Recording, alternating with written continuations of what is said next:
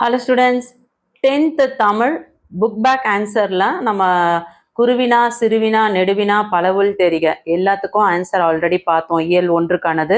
இப்போ மொழியை ஆள்வோம் மொழியோடு விளையாடு இதற்கான ஆன்சர் என்ன அப்படின்றத இந்த வீடியோவில் பார்க்கலாம். நிறைய ஸ்டூடெண்ட்ஸ் வந்து சேனலை சப்ஸ்கிரைப் பண்ணாமல் பார்க்குறீங்க. ப்ளீஸ் சப்ஸ்கிரைப் பண்ணிக்கோங்க. வீடியோ யூஸ்ஃபுல்லாக இருக்குன்னு ஃபீல் பண்ணிங்கன்னா லைக் பண்ணி சப்போர்ட் பண்ணுங்கள். நீங்கள் கொடுக்குற ஒவ்வொரு லைக்குக்கும் என்னோட மோட்டிவேஷன் இன்னும் கூடிக்கிட்டே வந்ததுன்னா நான் வந்து 10th நிறைய வீடியோஸ் போட முடியும். ஸோ தயவு செஞ்சு லைக் பண்ணுங்கள், சப்போர்ட் பண்ணுங்கள். மொழிபெயர்ப்பு. First question, if you talk to a man in a language he understands, that goes to his head. If you talk to him in his own language, that goes to his heart. Nelson Mandela. இதுக்கு answer பாருங்க. ஒருவரிடம் அவர் புரிந்து கொள்ளக்கூடிய ஏதாவது ஒரு மொழியில பேசினா அது அவரோட மூளையை போய் சென்றடையுமா, அதே அவரோட தாய்மொழியில பேசினா அது வந்து அவரோட இதயத்தையே போய் சென்றடையும் அப்படின்ட்டு நெல்சன் மண்டேலா அவங்க சொல்லியிருக்காங்க. Question number 2. Language is the roadmap of a culture. It tells you where its people come from and where they are going. Rita Mae Brown. மொழி என்பது கலாச்சாரத்தோட வழிகாட்டி. அதுவே அந்த மொழி பேசும் மக்கள் எங்கிருந்து வந்தாங்க, எங்கே சென்றாங்க இதெல்லாம் வந்து உணர்த்தும். Rita Mae Brown. பிழைகளை திருத்தி எழுதுக.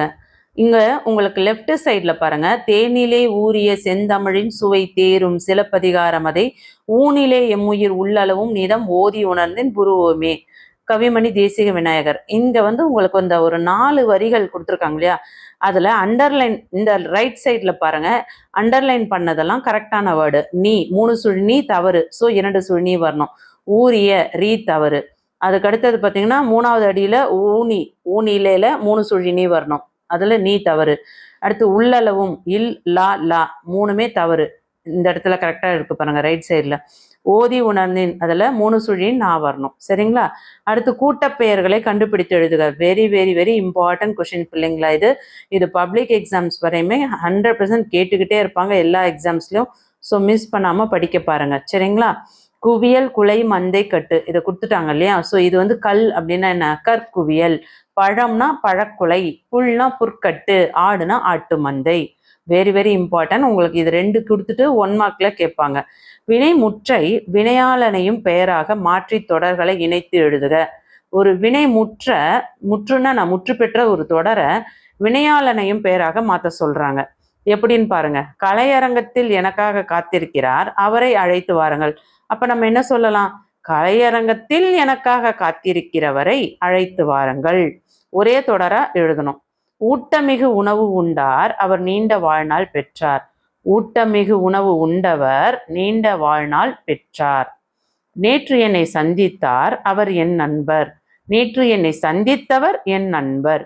பொது அறிவு நூல்களை தேடி படித்தார், போட்டித் தேர்வில் வென்றார். பொது அறிவு நூல்களை தேடி படித்தவர் போட்டித் தேர்வில் வென்றார். தெளிவா புரிஞ்சுதுங்களா? ஸோ 2 வாக்கியமா இருக்கிறத ஒரே தொடரா அமைக்கிறோம். அதே போல அடுத்த ஹெட்டிங் பாருங்க. வண்ண சொற்களுக்கு பதிலாக அதே பொருளுடைய வேறு சொற்கள். உதாரணத்துக்கு இப்போ உலகில் அப்படி இருக்குன்னா உலகம்னா வேற என்ன சொல்லலாம், பூமின்னு சொல்லலாம் இல்லையா, ஞாலம் சொல்லலாம். ஸோ இந்த இடத்துல வந்து நம்ம உலகம் அப்படின்றத அதற்கான வேற சொல் என்னவோ அதை மாத்துறோம். மக்களுக்கு வேற சொல், கனினா வேற சொல், புசினா வேற சொல். அதெல்லாம் உலகில் வாழும் மக்களில் சிலர் கனி இருக்க காய் புசித்தலை போல் இன்சொல் இருக்க வன்சொல் பேசி இன்னற்படுகின்றனர்.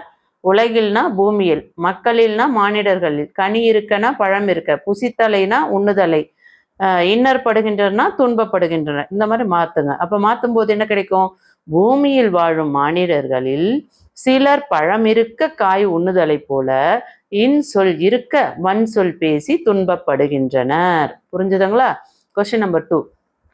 வள்ளல் குமணன் வறுமையால் வாடி வந்த புலவனுக்கு தனது தலையை கொடுத்து மங்கா புகழ் பெற்றான். இந்த சென்டென்ஸ்ல பாருங்க, வறுமையால் அப்படின்னும் போது அங்க ஏழ்மையால், அடுத்து புலவனுக்குனா கவிஞனுக்கு, கொடுத்துனா தந்து. அப்ப வள்ளல் குமணன் வறுமையால் வாடி வந்த புலவனுக்கு தனது தலையை கொடுத்து மங்கா புகழ் பெற்றான். வள்ளல் குமணன் ஏழ்மையால் வாடி வந்த கவிஞனுக்கு தனது தலையை தந்து மங்கா புகழ் பெற்றான். இது சரியான விடை. அடுத்தது, நலனும் அவனது துணைவியும் நிடத நாட்டுக்கு வந்ததை கண்டு அந்நாட்டு மக்கள் மழை முகில் கொண்ட கண்ட மஞ்சை போல களி கொண்டனர். இது எப்படி மாத்தலாம்? நலனும் அவனது மனைவியும் நெடத நாட்டுக்கு வந்ததை கண்டு அந்நாட்டு மக்கள் மழை மேகம் கண்ட மயில் போல மகிழ்ச்சி கொண்டனர். இதுல சென்டென்ஸ்ல வேற எதுவும் மாற்றக்கூடாது. அந்த என்ன கலர் கொடுத்துருக்காங்களோ அந்த ரெட் கலர்ல இருக்கிறத அந்த வார்த்தைகளை வண்ணச்சொற்களை மட்டும் நம்ம மாற்றி எழுதணும். சோலையில் பூத்த மணமலர்களில் சுரும்புகள் மொய்த்து பண்பாடி மது உண்டன. சோலைன்னா என்ன? இன்னொன்னு சொல்லலாம், பூங்கான்னு சொல்லலாம். ஸோ பூங்காவில் பூத்த மணமலர்களில் வண்டுகள் மொய்த்து பண்பாடி தேன் உண்டன. பசு போல் சாந்தமும் புலி போல் தீரமும் யானை போல் உழைப்பும் மனிதனுக்கு வேண்டும். பசுனா என்னன்னு ஆன்னு சொல்லுவாங்க. ஸோ ஆவை போல், சாந்தம்னா அமைதி, அமைதியும், புலி போல், புலினா வேங்கை, தீரம்னா என்ன? வீரம், வீரமும், யானை போல், யானையை களிறுன்னு சொல்லலாம். ஸோ களிற்றை போல் உழைப்பும் மனிதனுக்கு வேண்டும். புரிஞ்சுதுங்களா? அடுத்த தலைப்பு கட்டுரை எழுதுக. இயல் 1ல் கட்டுரைன்னு பார்த்தீங்கன்னா சான்றோர் வளர்த்த தமிழ் இந்த ஒரு கட்டுரை தான். மிக மிக மிக முக்கியமான ஒரு கட்டுரை. 100% பப்ளிக் எக்ஸாம்ஸ்ல இந்த கட்டுரை கேட்கறதுக்கு சான்சஸ் இருக்கு. ஸோ மிஸ் பண்ணிடாம படிக்க பாருங்க. என்ன நோட்ஸ்ன்னு பார்த்துருவோமா? சான்றோர் வளர்த்த தமிழ் ஹெட்டிங் போட்டுக்கோங்க. முன்னுரை. தமிழே நருந்தேனே செயலினை மூச்சினை உனக்களித்தேனே என்று கூறும் வண்ணம் பல செந்தமிழ் புலவர்கள் பல வகை இலக்கியங்களை பல்வேறு வடிவங்களில் படைத்து தமிழன்னைக்கு அணியாக சூட்டியுள்ளனர். தமிழ் இன்றளவிலும் கன்னி தமிழாய் திகழ்வதற்கு அதுவும் ஒரு பெருங்காரணமாகும். சான்றோர்களாலும் புலவர்களாலும் வளர்ந்த விதம் பற்றி இக்கட்டுரையில் சுருக்கமாக காண்போம். பிள்ளை தமிழ் குழவி மருங்கினும் கிழவதாகும். இது தொல்காப்பியர் கூறியது. கடவுளையோ அரசனையோ அல்லது மக்களில் சிறந்தவர் ஒருவரையோ குழந்தையாக எண்ணி 10 பருவங்கள் அமைய பாடல்கள் பாடுவது பிள்ளைத்தமிழ் ஆகும். பருவத்திற்கு 10 பாடல்களாக 100 பாடல்கள் அமைய பாடுவது பிள்ளைத்தமிழ். ஒட்டக்கூத்தர் பாடிய 2ஆம் குலோத்துங்கன் பிள்ளைத்தமிழ் காலத்தால் முற்பட்டது. முற்பட்டதுன்னா என்ன? ரொம்ப பழமையானதுன்னு அர்த்தம். அடுத்த தலைப்பு சதகம். 100 பாடல்கள் கொண்ட நூலுக்கு சதகம் என்று பெயர். மாணிக்கவாசகர் பாடிய திருச்சதகமே முதல் சதக நூலாகும். இது உள்ளத்தை உருக்கும் பக்தி பாக்களால் அமைந்தது. பழமொழிகள், நீதி நெறிமுறைகள், இறைவனை போற்றி பாடும் கருத்துக்கள் போன்றவை சதகத்தில் சிறப்புகளாகும். அடுத்த தலைப்பு பரணி. ஆணை 1000 அமரிடை வென்ற மாணவனுக்கு வகுப்பது பரணி என்று இலக்கண விளக்க பாட்டியல் என்ற நூல் பரணிக்கு இலக்கணம் தருகிறது. போர்க்கள வெற்றியை புகழ்ந்து பாடுவதே பரணியாகும். போரில் தோற்றவர் பெயர் அல்லது அவரது நாட்டின் பெயர் நூலுக்கு சுட்டப்படும். செயங்கொண்டார் பாடிய கலிங்கத்து பரணி காலத்தால் முற்பட்டதாகும். அடுத்த தலைப்பு அந்தாதி. அந்தம் கூட்டல் ஆதியே அந்தாதி. ஒரு பாடலில் இறுதியில் உள்ள எழுத்து, அசை, சீர், அடி ஆகியவற்றில் ஒன்று அடுத்த பாடலில் முதலில் வரும்படி அமைத்து பாடுவது அந்தாதி எனப்படும். அந்தாதி விருத்தம் என்னும் யாப்பு வடிவில் பாடப்படும். காரைக்கால் அம்மையார் இயற்றிய அற்புத திருவந்தாதி முதல் அந்தாதி நூலாகும். கோவை. பாடலுக்கும் அடுத்த பாடலுக்கும் நிகழ்ச்சி வரிசை அமையும் கதை போல அமைத்து எழுதுவது கோவை. கிபி 8ஆம் நூற்றாண்டில் எழுதப்பட்ட பாண்டிக்கோவை எனும் நூலே முதல் கோவை நூலாகும். முடிவுரை. வீருடை செம்மொழி தமிழ்மொழி என்ற பெருஞ்சித்திரனாரின் கூற்று முற்றிலும் உண்மையாகும். மேற்கூறியவாறு பல்வகை இலக்கியங்கள் சான்றோர் பலரால் பாங்காய் வளர்ந்தன. சான்றோர்கள் தமிழை வளர்ப்பதில் தனி ஈடுபாடு கொண்டு செயல்பட்டனர். இத்தகைய சிறப்பு வாய்ந்த தமிழ் மொழியை காப்பது நம் தலையாய கடமையாகும். நயம் பாராட்டுக. நயம் பாராட்டுக அப்படின்னா அதில் திரண்ட கருத்து, மைய கருத்து, மோனை நயம், எதுகை நயம், இயைபு நயம், அணி நயம், சந்த நயம், இந்த நயங்களெல்லாம் கொடுத்து நம்ம எழுதுறது தான் நயம் பாராட்டுக. இது முழு மதிப்பெண் எடுக்க முடியும். ஆனால் அந்த சைட் ஹெட்டிங்லாம் கொடுத்து தலைப்பு கொடுத்து எழுதுனீங்க அப்படின்னா உங்களுக்கு முழுசாக 5 மதிப்பெண்கள் கண்டிப்பாக கிடைச்சிரும்.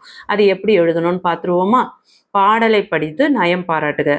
தேனினும் இனியன செந்தமிழ் மொழியே, தென்னாடு விலங்குற திகழும் தென் மொழியே, ஊனினும் ஒளிர்வுறும் ஒண்டமிழ் மொழியே, மாந்தரு கிருகனா வயங்கு நன் மொழியே வானினும் ஓங்கிய வண்டமிழ் மொழியே தானனி சிறப்புறும் தனித்தமிழ் மொழியே தழைத்தினி தோங்குவாய் தண்டமிழ் மொழியே. இதன் ஆசிரியர் பார்த்தீங்கன்னா கா நமச்சிவாயர். இதுல இந்த பாடல்ல மொழியே மொழியே மொழியேன்னு வந்ததுனால இது இயைபு நயம் பயின்று வந்துள்ளது. இப்போ இந்த பாடலோட திரண்ட கருத்து என்ன அப்படின்றத பார்த்துருவோம். தேனை விட இனிய செந்தமிழ் மொழியே. தேனே மிக இனிமையா இருக்கும். அந்த தேனை விட இனிமையான மொழி பார்த்தீங்கன்னா நம்ம செந்தமிழ் மொழியாம். தென்னாடு பெருமை கொள்ளும் தென்மொழியே. தென்னாடு அப்படின்னா தெற்கு பகுதியில் இருக்கிறது தான் நம்ம தமிழ்நாடு, இந்தியாவோட தெற்கு பகுதியில். அப்போ இந்த தெற்கு பகுதியில் இருக்க அந்த பெருமை கொள்ளக்கூடிய அந்த ஒரு நாட்டில் இருக்கக்கூடிய அனைத்து மக்களும் எந்த மொழியை பாராட்டுறாங்க? நம்மளோட தமிழ் மொழியை தான் பாராட்டுறாங்க. அதனால அது தென்மொழி அப்படின்னு சொல்றாங்க. உடம்பில் ஒளிவிட்டு விளங்கும் உயர்ந்த மொழியே. நம்ம உடம்புல நம்ம மொழி அப்படின்றது ஒரு ஒளிவிட்டு எரியும் ஒரு சுடர் போல இருக்கிறதா. உணர்வுக்கு உணர்வாக விளங்கும் மொழியே. நம்மளோட உணர்வுகளை விளக்கி கூறி அந்த உணர்வை வெளிப்படுத்தக்கூடிய ஒரு மொழியா தமிழ் மொழி விளங்குது. வானை விட புகழை கொண்ட மொழியே. அந்த ஆகாயம் மிக உயர்வானது. அந்த வானை விட புகழ் கொண்ட மொழியாம். உயர்ந்த உயரத்தை கொண்டது நம்ம மொழியாம். மாந்தர்களுக்கு, மாந்தர்னா மனிதர்களுக்கு இரு கண்களாக விளங்கும் நன்மொழியே. நன்மொழியே அப்படின்னா நல்ல மொழியே. தானாகவே சிறப்புற்று விளங்கும் தனித்தமிழ் மொழியே. அதாவது மொழியை யாரும் சிறப்புறலாம் செய்யலை, அதுவே அது சிறப்பாக என்னைக்கும் தனிச்சிறப்பு கொண்டு விளங்குகிறதுன்னு சொல்றாங்க.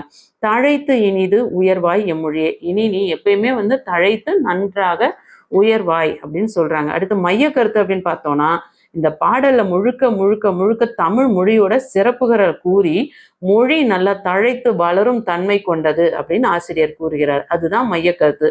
மூனை அப்படின்னா முதல் எழுத்து எல்லாமே ஒரு போல வருவது, ஒன்று போல வருவது மூனை சொல்லலாம். தேனினும் அதுல முதல் எழுத்து தே, தாவரிசையில வருது. தென்னாடு அது தே, அதுவும் தாவரிசையில வருது. அப்போ இதை மூனை அப்படின்னு சொல்லுவோம்.